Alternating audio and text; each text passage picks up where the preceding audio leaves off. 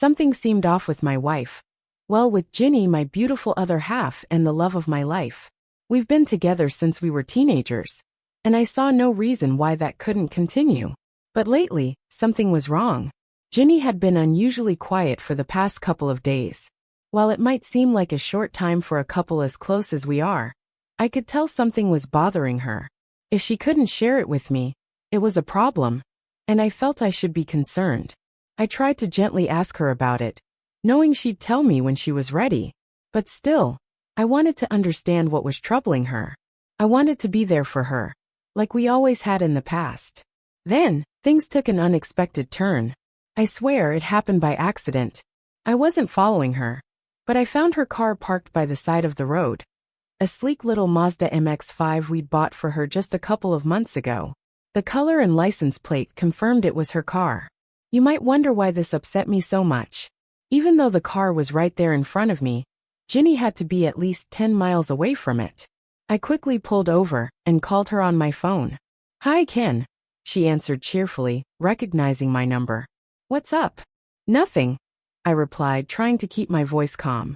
"I just wanted to know how your meeting went." "It went fine," she answered without hesitation. "I just left the boss's office a few minutes ago. Everything went well. By the way, I might be a little late getting home tonight." I fought the urge to shout in frustration. I could tell she was lying, but I didn't know what to do about it. I still didn't understand what was happening, so I did nothing. I went home, kissed Ginny when she came in, and spent the evening watching TV while she worked in her office. Maybe it was work she should have done earlier in the day. I felt guilty, but I didn't say anything. I planned to talk to her the next day, but I held back, seeing how busy she was. I decided I'd check on her at work instead. It turned out to be easier than I thought. The next morning, I overheard Ginny's quiet voice. She was talking on the phone with someone named Steve, and she didn't want me to know about it. "Okay, Steve," I heard her say. 5:30 at your place works for me. I'll send a message to my husband. I'll be late at work. I'm sure I'll be satisfied, Steve." Ginny laughed a few moments later. "But remember, my husband mustn't find out." Liar. I barely resisted the urge to confront her. Instead, I decided to cool down and think things through. All I had were my suspicions, and what I'd just overheard. I didn't even know who this guy named Steve was, but I did know where he lived, or at least had an idea. Probably in one of the apartments above an office building, with her car parked in front of it. I thought to myself, oh yeah, I've got her. I've got them both. I was planning to go there tomorrow and confront them. But then reality hit me. This was my wife Ginny, the woman I loved. I couldn't believe she could do this to me. It didn't seem like her. It couldn't be true, or could it? I'd find out soon enough. She said 5:30, and it was already 5:30 hours past noon. The wait felt endless. In the morning, Ginny had announced she was leaving for work, and I watched the door slam behind her, sadly thinking it could be the last time things would ever feel this familiar. How sad that was. Maybe anger was the only thing stopping my heart from breaking. I tried to focus on work, but it felt like time was moving in slow motion. 2 hours, 3 hours, then 4. Each one dragging, tormenting my mind. Finally, it was time to go. With a heavy heart, I headed to my car.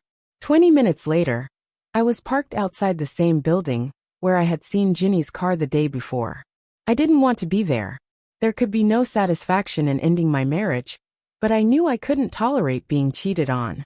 I expected to see my wife drive up, but instead, I saw her walking down the street with a smile on her face. She walked up to a door, almost directly across from where I was, and knocked. A few moments later, the door opened, and a man greeted her.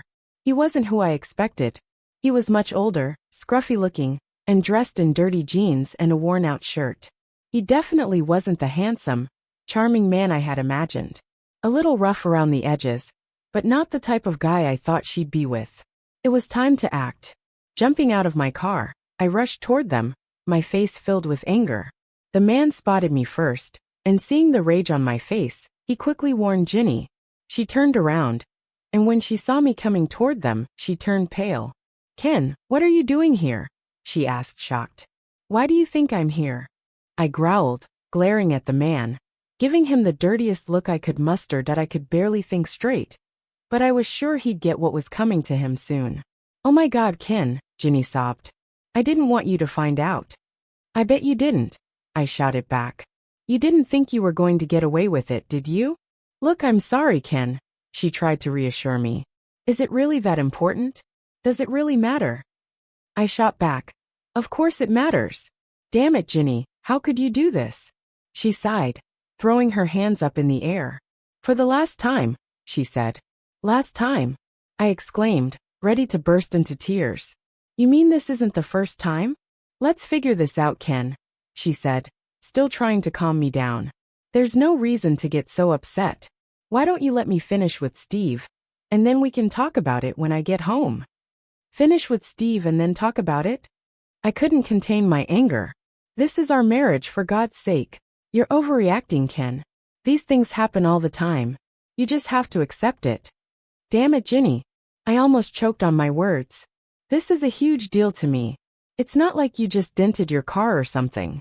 Ginny stared at me surprised. "Isn't it?" "What do you mean, isn't it?" I asked, confused. "What dent?" "The one on the car." "My car, the MX-5. "What? You damaged my new car?" I asked, still not believing it. "Steve fixed it for me," she said nervously. "I didn't want you to find out and get upset, like last time." "Steve?" I mumbled, still trying to organize my thoughts. "Nice to meet you, Ken," said a man, smiling uncertainly. "I'm the garage owner." "You dented the car?" I asked, almost in disbelief. "Yes," she answered nervously. "It was last Tuesday.